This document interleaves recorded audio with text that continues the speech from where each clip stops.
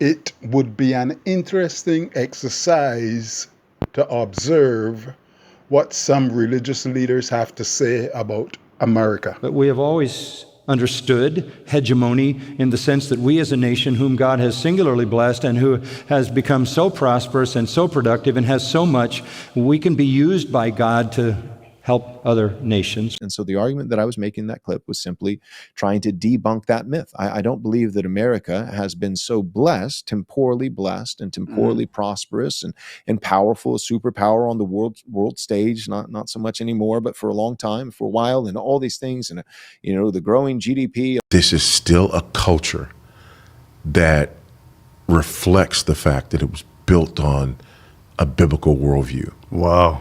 And because of that, we have, the freest, most prosperous, some of the safest people that the world has ever known. Well, prosperity is definitely a recurring theme here. But are we talking about prosperity holistically, or is it prosperity materially? Let us consider some other perspectives. According to an alleged prosperity preacher, we are all against the abuse of these teachings, absolutely.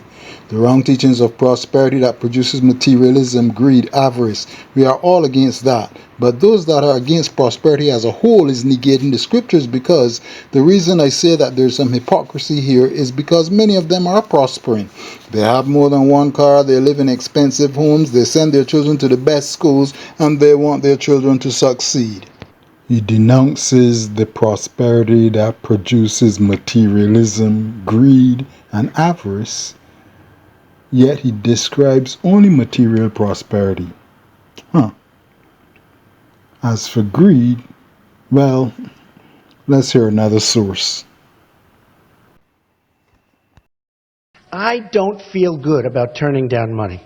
Because my whole life I've been greedy. I've grabbed all the money I could get. I'm so greedy. But now I want to be greedy for the United States. I want to grab all that money. There are those who say greed can be a motivator towards economic growth and prosperity. But let us consider more biblical perspectives. There's nothing more important than you know Christ, because that's your eternity. This life is a spit in the bucket. Well, actually, that dries up before it hits the bottom compared to eternity. People, what's the most important thing? That your children know Christ. Jeremiah, let not the wise man boast in his wisdom, let not the mighty man boast in his might, let not the rich man boast in his riches, but let him who boasts boast in this, that he understands and knows me, that I am the Lord. The speaker references Jeremiah chapter 9, verses 23 and 24. In verse 23, God warns us against boasting about our wealth, about our wisdom, and about our power or might. In verse 24, however, the speaker stops in the middle of the verse. He does not reference loving kindness or mercy, justice or righteousness. Are those relevant? Let's hear some other perspectives. Do, O man, what is good. And what does the Lord require of you but to do justice and to love kindness and to walk humbly with your God? Justice is not optional.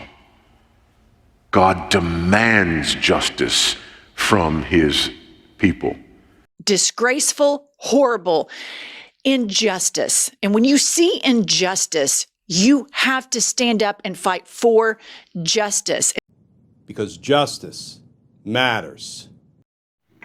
In the context of this presentation, there's a certain irony to hearing Jennifer Welch, a self-proclaimed atheist, advocating for justice. In conclusion, one could say across the American Christian and secular communities, Prosperity and justice are conversations to be had and ends to be achieved.